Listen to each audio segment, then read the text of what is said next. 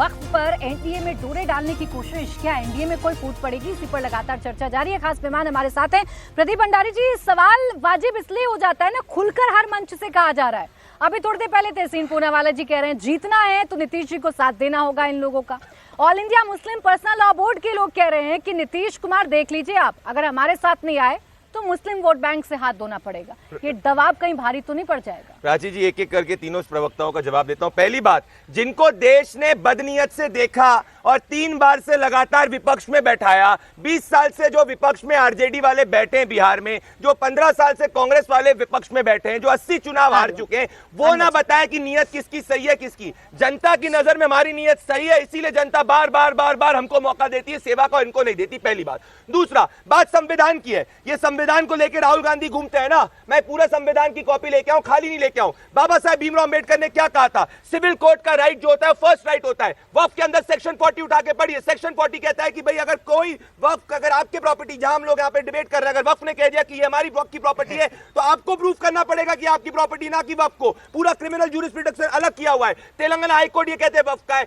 बिहार की बात करते हैं, पटना के पास एक गोविंदपुरी गांव है, 90% वहां हिंदू रहते हैं। वक्फ ने कह दिया कि वो वक्फ का लैंड है। पार्लियामेंट ऑफ इंडिया को वक्फ ने कहा था वक्फ का लैंड है। सूरत म्युनिसिपल कॉर्पोरेशन को वक्फ ने कहा वक्फ का लैंड है। ये देश शरिया से नहीं चलता है प्राची जी, ये देश संविधान से चलता है और बाबा साहब भीमराव अंबेडकर का संविधान इंप्लीमेंट करेंगे। 10 सेकंड रुकिए। अगर आपने इनको सवाल नहीं पूछा, 2013 के अंदर इन्हें दिल्ली की 120 से ज्यादा प्रॉपर्टी वक्फ को गिफ्ट कर दी, इन्हें 1954 में अमेंडमेंट कर दिया, तो संविधान की पावर के साथ हम भी अमेंडमेंट कर सकते हैं। सारी बातें ठीक है, आप संविधान का हवाला दीजिए, आपकी नियत की आप बात करिए, आप भलाई के लिए कर रहे हैं, सब बात मान ली। लेकिन जब अपने ही साथ नहीं होंगे, जब अपनों पर ही दबाव डाला जाएगा, सवाल क्योंकि दबाव डाला जा रहा है, मीटिंगें हो रही है, मीटिंगें हो रही है ना, ये तो नहीं कहा, स्पष्ट तो नहीं कहा। फैक्चुअली मुझे बताइए, लोकसभा चुनाव के बाद अभी तक, लोकसभा चुनाव के बाद में अभी तक हरियाणा में, मैं बता रही हूँ आपको, मैं इसलिए आपसे सवाल पूछ रही हूँ, चाहे नीतीश कुमार हो, चाहे चंद्रबाबू नायडू हो, चाहे चिराग पासवान हो, इस मीटिंग के बाद साफ तो किसी ने नहीं कहा आकर कि नहीं जी हम तो इस बिल को पास करवाएंगे।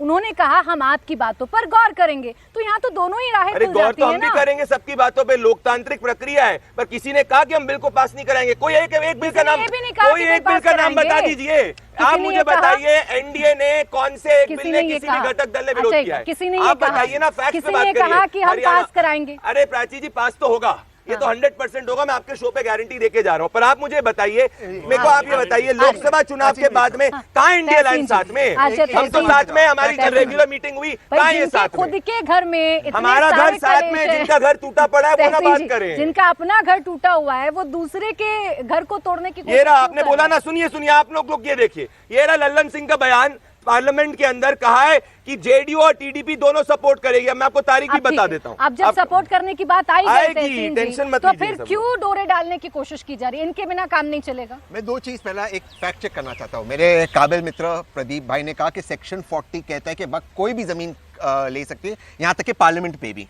प्राची जी गौर फरमाइए इस पर, क्या पार्लियामेंट क्लेम किया वक्त ने? और सेक्शन 40 पढ़िए। नहीं प्रदीप, ऐसे मत करो, मैंने आपकी बात सुनी, मुझे पता है, मैंने पढ़ा हो, प्लीज मेरी बात 40 में कहा है प्रदीप, आप बोल दो, मैंने आपके बीच में नहीं बोला। पार्लियामेंट फंक्शन हो रहा है, लिया वक्त ने। सेक्शन 40 आर्बिट्रीली यूज नहीं कर सकते, वो सरकारी जमीन प्राइवेट जमीन पे इस्तेमाल नहीं कर सकते।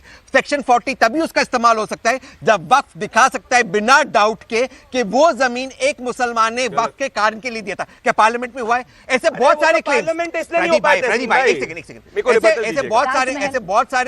ऐसे बहुत सारे सुनिए ना प्राची, किसानों की जमीनों पर प्राची जी 10 सेकंड, प्राची जी 10 सेकंड, प्राची जी 10 सेकंड। ऐसे बहुत सारे भाजपा के एजेंट हैं जो इस तरह के फेक क्लेम्स डालते हैं। वक्फ बोर्ड इन सूबों में भाजपा ने अपॉइंट किया है, तो इस तरह के क्लेम्स इसलिए डालते ताकि सेंसेशनल न्यूज बने। लेकिन क्योंकि तमिलनाडु में उन्होंने जमीन का उन्होंने हवाला दे, मैं उसकी बात करता हूं, वो जमीन पे उनको कलेक्टर से वो कह दिया गया कि ये आप नहीं क्लेम कर सकते। आर्कियोलॉजिकल सर्वे ऑफ इंडिया ने ना कह दिया, तो कहां से ये क्लेम आता है? क्लेम कोई कुछ भी कर सकता है। कल प्रदीप भाई कह देंगे मैं सुपरमैन से थोड़ा सुपरमैन, इनकी नियत में भी खोट है, सेक्शन 40 कहता है प्रदीप भाई सुपरमैन है, इनकी नियत में भी खोट है मान लिया, लेकिन इनके बिना काम नहीं चलेगा, एनडीए के साथियों के बिना। चाहिए ही चाहिए उनका सपोर्ट। ये बिल पास नहीं होने वाला रहेगा, नहीं बिल पास। होगा 100% नहीं होगा पास होगा। एनडीए और टूटेगा सुनिए, ये अरे बिल जाओ, पास राहुल गांधी नहीं 150 होगा चुनाव हारेंगे, एनडीए ये साथ में टूटेगा रहेगा। ये बिल 80 पास चुनाव नहीं राहुल गांधी होगा हारे, 150 ये चुनाव बिल हार जाएगा, पास ये नहीं साथ में रहेगा। होगा। 10 सेकंड नहीं, मुझे 10 सेकंड बता। फिर मैं अनवर जी को कर्नाटका के अंदर वक्फ ने किसानों की विजयपुरा में जमीन पर कब्जा किया, विरोध हुआ, मीडिया ने करा, फिर जाके कर्नाटका सरकार को करना पड़ा। उन्होंने ये कर्नाटका सरकार का स्टेटमेंट है। डोमिनेट 80% जमीनों पे मुसलमानों और वक्फ ने कब्जा किया।